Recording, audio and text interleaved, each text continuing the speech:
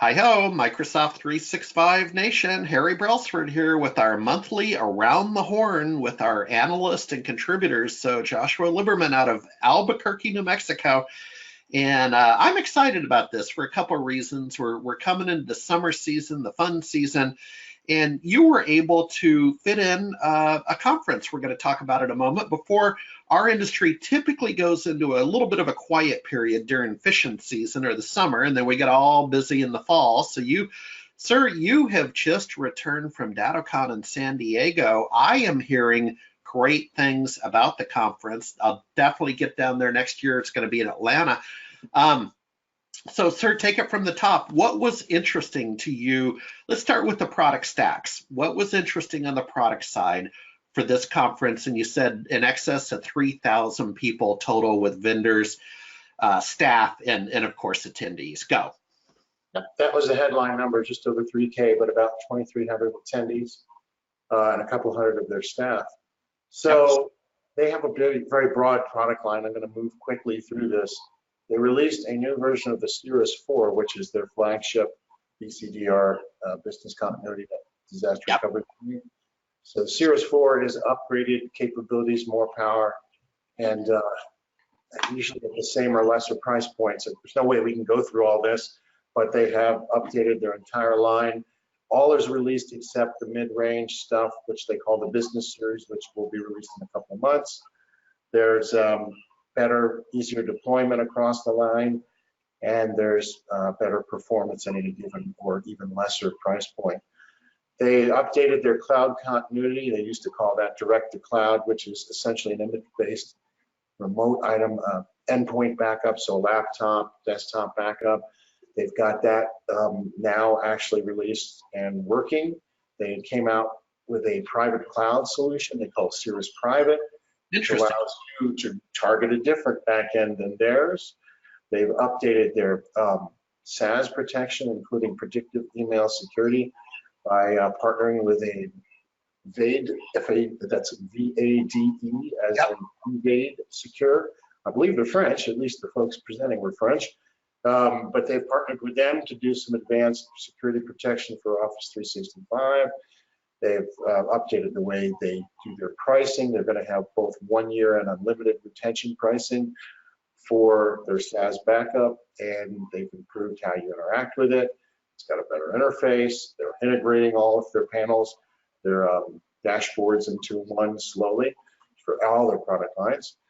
They have an improved network manager as part of that for their switching series. Their switch series are vastly upgraded, including 10 gig uplinks that support DAC, direct attached copper. They have a faster backplane, they're quieter, they have layer 3 features, better 802.1x support, better power for PoE, and on and on. I mean, they did a lot. I didn't see any specific AP improvements. I might have missed it, but I don't think there were. But that was already a pretty solid and diverse product line. Yeah, then there's jump. Yeah, I mean, that's 1 out of 4. I mean, now we're looking at PSA. There's better integration across a wide range of products. Their PSA is Autotask. As you know, they're all one big company now. Yeah. They've come up with account dashboards, better opportunity UI if you actually use the CRM part of the product, user and asset billing, better live mobile, which is their iOS and Android apps. They're much better. The integrations are much deeper and broader. The RMM product has better configurable dashboards now, a better UI, HTML5, which is still in beta, but they're doing a remote control HTML5, so that's going to be faster and useful on virtually everything. Better integration with their other product lines like the networking products. Oh my God, the file and backup. Dude, you're killing me. You're killing me, bro. I got it. There was so much stuff. They've rebranded their endpoint protection to Datto file protection. This is a separate endpoint backup service that was part of the Autotask stack. They've got workplace. Well, there's just too much to go through. Yeah. Let's step back. Let's step back a second. What what's interesting to me is this conference has the hot hand. So again, hearing great feedback from people who went. Our own Jennifer Hallmark attended, had a fantastic time. In fact, I think she talked her voice out. She's got the proverbial conference cold upon her return. But what's interesting to me, my friend, is that you're seeing this is just a classic maturity cycle in an industry where, 15 years ago, we're all rock and rollers and startups and organic, and now fast forward the movie, and you're kind of getting down to a handful of players that I'm going to call it, they're conglomerates by any other word, and they're all now offering, basically half a dozen to 2 dozen features as platforms, right? And so you got Datto, you got Continuum, you got ConnectWise. It's, to me, it's a natural act that we would see this, and so then you have the speeds and feeds of the product stackorama that you just shared with us. Now, couple questions. I understand, it's their conference, and of course they would be making announcements and showing off product stack stuff. Was there also the how to make money, how to improve your sales and marketing? Did we also have the business side that our resellers like?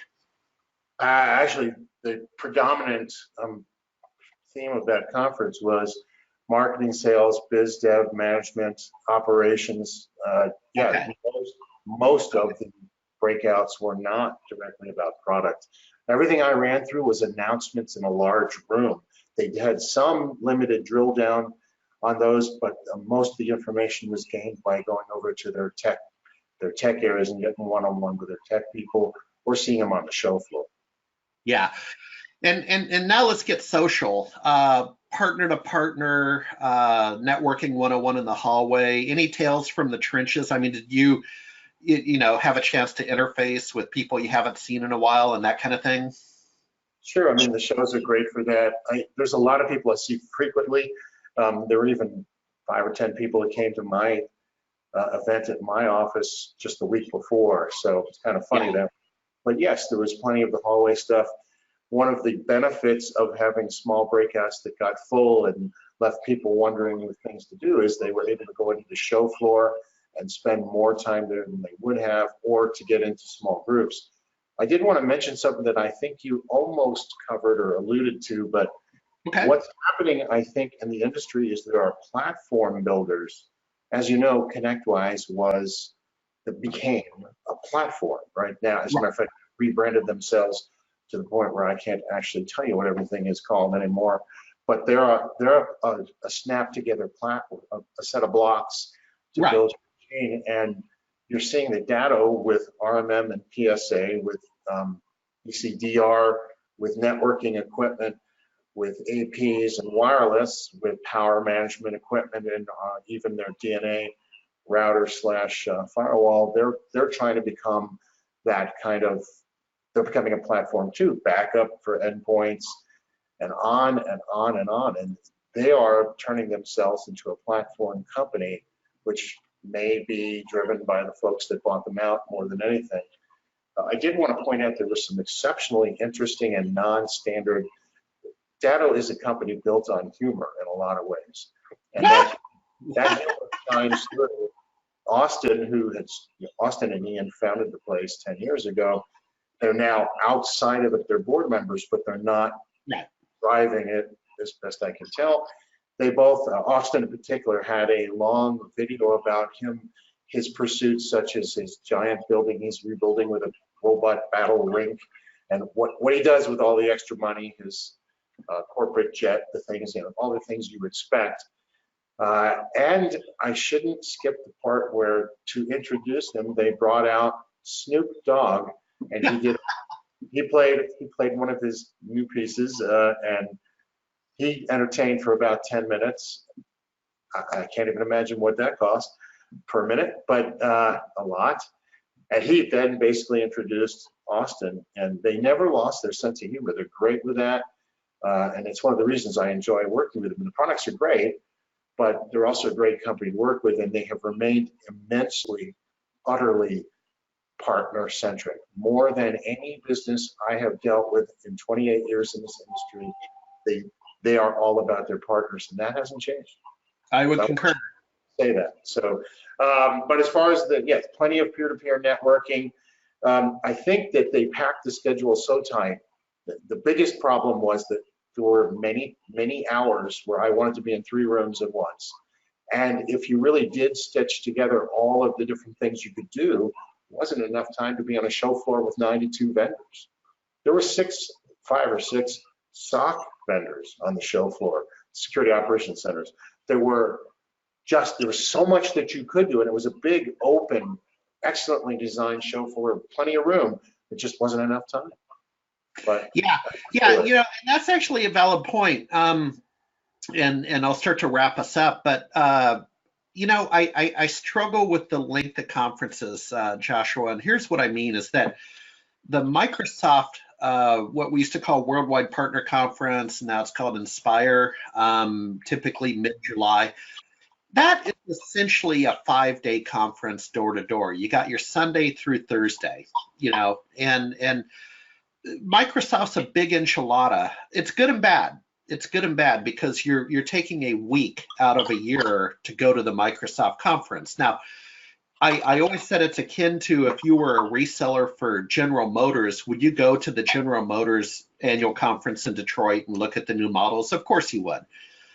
So it's a little bit of that, but on the plus side, you get your fix. A 5-dayer when there's just that much stuff makes sense, Joshua, if that's what you do, right? That's the line of work you're in, man.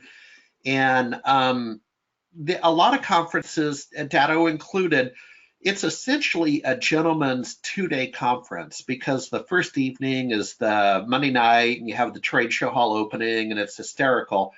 And then you essentially have Tuesday, Wednesday. And I don't know. I mean, I'm just dovetailing off what you said about, you know, crowded rooms and content and so on. It can go either way. I don't know the answer. If I did, I wouldn't be here with you. I'd be on my private chat. Hey, Joshua, before we go, tell us about the event you had a week ago. Apparently you moved to new office space? No, we didn't move. We've been here a year and a half, but what I did is purchase the building and refurb the inside, at least parts of it. Okay. Brought it totally up to speed. So it was really an open house to show off the building to folks. We had roughly 60 people through it, maybe 70 in total, no more than about 30 or 40 at a time. But we had, interestingly, we had folks from ASCII members or people who are considering that from, I think, 8 states and Vancouver and Nogales, Mexico. So we had a pretty international, I guess, North American crowd. We had a speaker from the FBI about top cyber threats they're dealing with, a speaker from the largest insurance agency in town about what cyber insurance does for you and what it doesn't do for you. It doesn't replace cyber protections. We had Carl Palachuk who spoke on going into the cloud, moving your business to the cloud. And then we had, you know, chair massage and Nerf gun fights and all your basic stuff, catered food, drink, although I was shocked to see how little of the drink got drank, which means that everybody left with it. And then for the people that visited, we had a table of 12 at the best New Mexican restaurant Friday night. And then for 10 people who lingered on Saturday, we had a 300-mile drive all day long through northern New Mexico, finished up with another meal at the Mine Shaft Tavern in Madrid. So it was pretty nifty, actually. And Sunday, one member from ASCII stuck around. We went and did a little winery thing in town before he flew out. So it was fun. It came off well. The food lasted till 4:45. They picked it up at 4:55. The thing ended at 5, so couldn't do better than that. Yeah. And it was very effective, and I hope it will eventually lead to business as well. But as far as a cultural event, a social event, it was outstanding. And just before this, I got my final email. Looks like MDF will cover 2/3 to 3/4 of the event as well, which is really nice. Hey, you know what I'm going to do? because folks, we're going to wrap it up, but when we talk to you in July, I'm just making a side note. Joshua, we're going to talk about MDF with vendors next month. I just made a note for the topic, sir. Have a great 4th of July weekend and fun in the sun. Thank you very much, man, for helping out here at Microsoft 365 Nation. Appreciate it. Sure, Harry. Thanks a lot.